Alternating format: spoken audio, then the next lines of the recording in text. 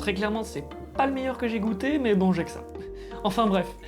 Yo, what's up, moi c'est Matt, et bienvenue dans une nouvelle vidéo. Aujourd'hui on va parler créativité et passage à l'action. Mais vous savez quoi, bien que j'adore ce nouveau décor, aujourd'hui j'ai envie de sortir un peu. Du coup je finis mon thé, et c'est parti.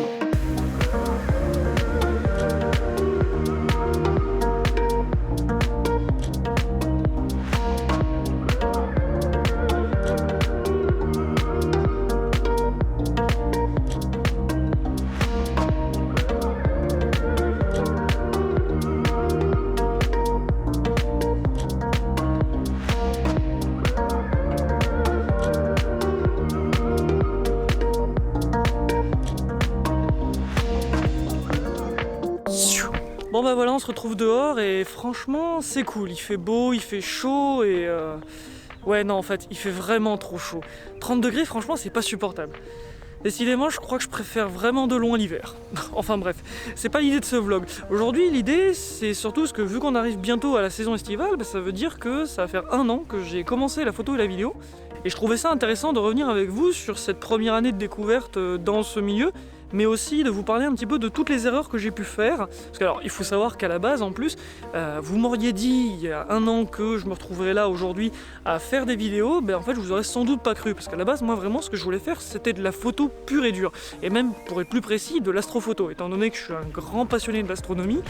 J'en avais juste marre de voir passer sur mon fil Insta que des magnifiques astrophotos et en fait j'avais qu'une envie à force, c'était de faire pareil.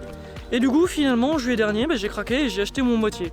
Et ce qui a été vraiment cool c'est que j'en ai profité aussi pour découvrir plein d'autres types de photos, comme par exemple la photo de paysage ou encore la photo de portrait que j'adore vraiment, parce que pour moi c'est l'essence même de la photo, c'est pouvoir retranscrire une émotion, un instant sur une photo et c'est juste génial.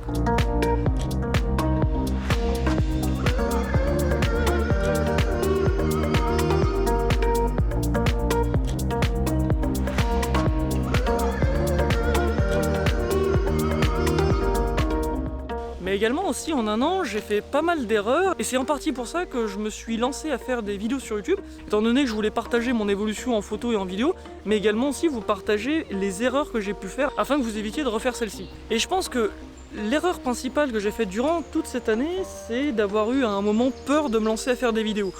En effet, je pense que j'ai eu peur à un moment de ne pas avoir suffisamment de contenu ou de ne pas être suffisamment créatif pour pouvoir alimenter une chaîne YouTube régulièrement. Et au final, tout ça mis bout à bout, ben, je me suis freiné, j'ai attendu, et au final, un jour, j'ai fini par en discuter avec mon pote Seb, qui m'a donné un conseil qui a été plus qu'important et qui, je pense, a changé pas mal de choses.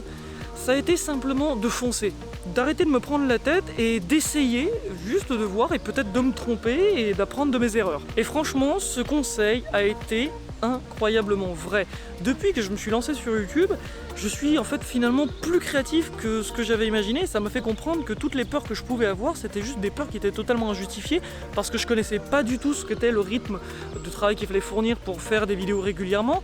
Mais également une deuxième raison pour laquelle j'ai décidé de commencer YouTube, ça a été parce que je voulais sortir de ma zone de confort et aussi en profiter pour apprendre plein de nouvelles choses, comme par exemple le fait de vlogger. En effet, on pourrait avoir l'impression que vlogger c'est quelque chose de plutôt naturel quand on peut en regarder sur YouTube, mais au final, je peux vous dire que c'est tout sauf quelque chose de naturel et c'est pas forcément un exercice aussi facile qu'on pourrait le croire.